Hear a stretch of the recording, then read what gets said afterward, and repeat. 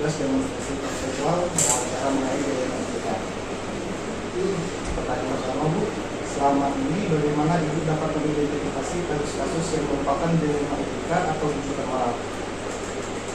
Baik, yang saya lakukan untuk mengidentifikasi kasus-kasus yang terjadi dengan melakukan pengamatan terlebih dahulu terhadap kasus yang terjadi, mendengarkan berita atau kabar dari pihak yang terkait, dan juga saya akan mengecek kebenarannya kasus tersebut. Yang intinya adalah jika sesuatu itu salah, maka saya akan melakukan cross check dan tindak lanjut. Namun jika ada hal yang sebetulnya sama benar, maka akan saya musyawarahkan juga. Selama ini bagaimana Ibu menjalankan keputusan pengadilan di sekolah Ibu, terutama untuk kasus-kasus di mana ada dua kepentingan yang sama-sama benar atau sama-sama mengandung kebajikan? Mungkin saya akan berdiskusi dengan Dewan Guru sebagai warga sekolah. Jadi langkah-langkah atau prosedur seperti apa yang biasa Ibu lakukan selama ini?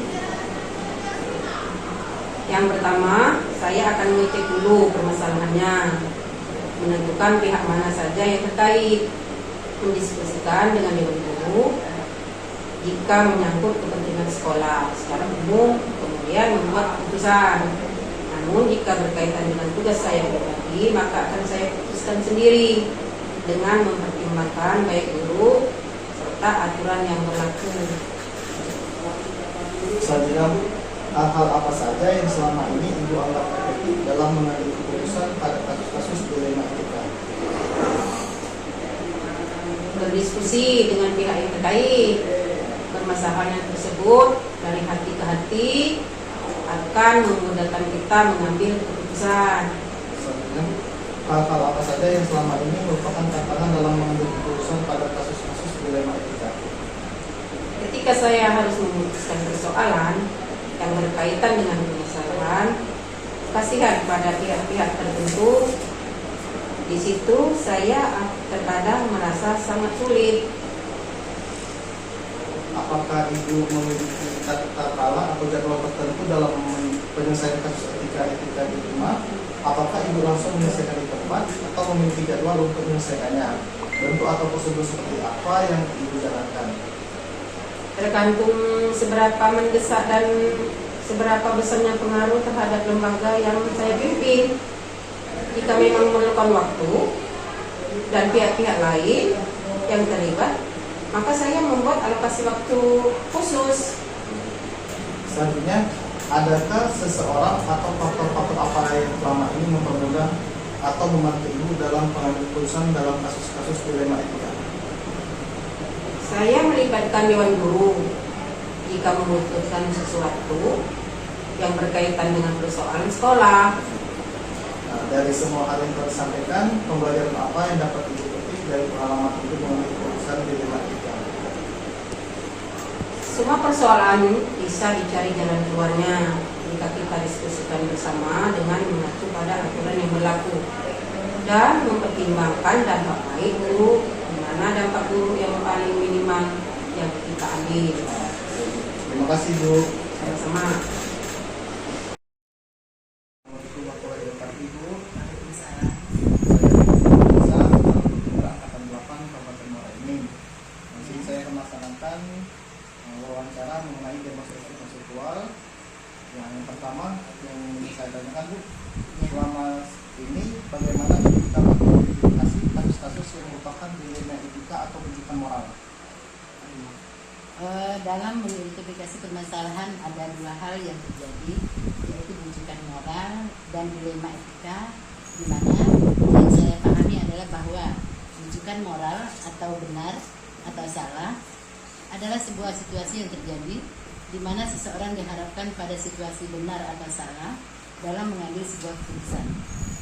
Dan dilema etika atau benar atau salah atau benar adalah sebuah situasi yang terjadi di mana seseorang diharapkan pada situasi keduanya benar, namun bertentangan dalam mengambil sebuah keputusan.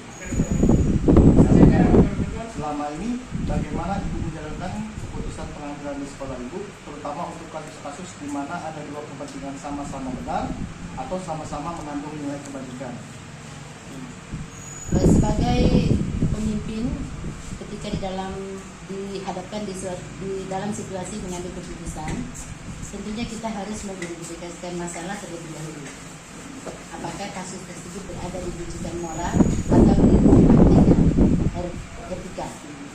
Selanjutnya ada beberapa hal yang perlu kita lakukan untuk mengambil sebuah keputusan, yaitu kita harus memperhatikan 4 paradigma dilema 3 prinsip dan 9 langkah pengujian keputusan.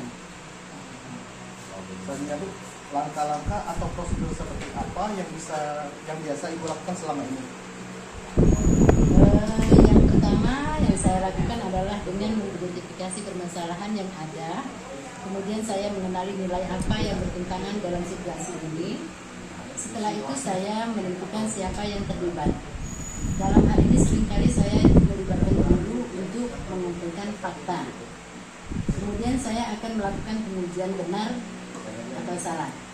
Melaksanakan 3 prinsip resolusi, mencari kemungkinan penyelesaian atau opsi trilema. Selanjutnya saya akan membuat keputusan kemudian merefleksikannya. Selanjutnya Bu, hal-hal apa saja yang selama ini Ibu anggap efektif dalam mengambil keputusan pada kasus-kasus dilema etika?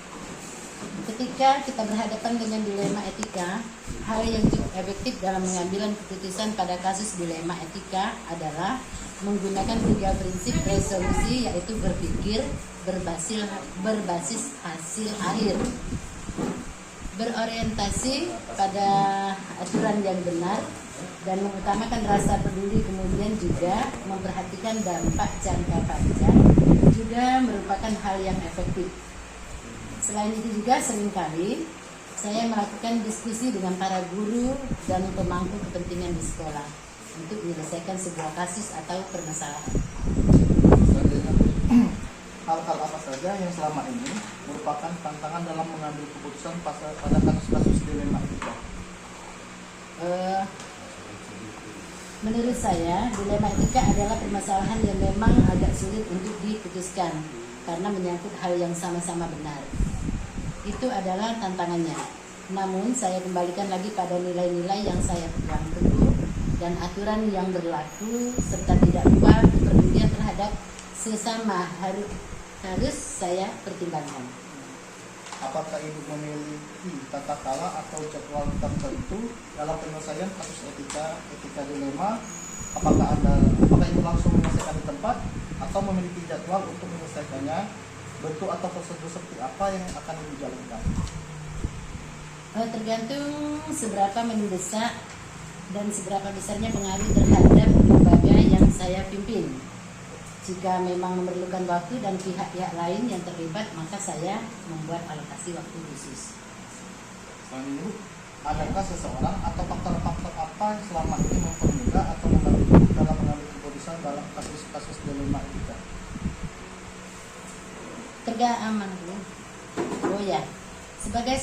Sebagai seorang kepala sekolah, tentunya saya harus mampu membuat keputusan dengan berdasarkan nilai-nilai kebajikan yang saya pahami. Namun melibatkan dewan guru dan pihak terkait juga bukan halnya yang salah selama itu, baik siswa dan lembaga. Dari semua hal yang telah disampaikan, pembelajaran apa yang dapat Ibu petik dari pengalaman Ibu mengambil keputusan dilema etika? Nilai-nilai kebajikan dalam diri, kemudian prinsip pengambilan keputusan, paradigma berpikir, dan langkah-langkah pengambilan keputusan menjadi dasar pengambilan keputusan yang bertanggung jawab. Terima kasih Ibu atas kesempatannya. Salam.